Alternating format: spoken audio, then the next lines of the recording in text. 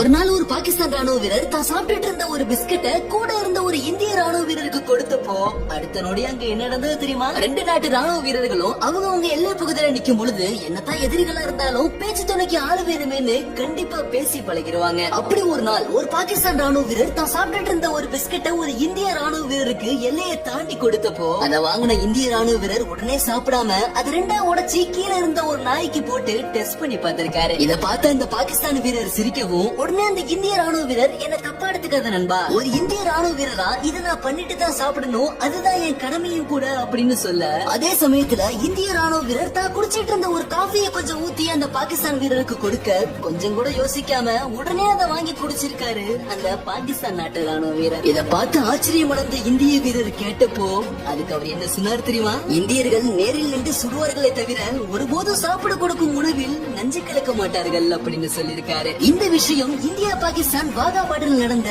ஒரு உண்மையான சம்பவங்க.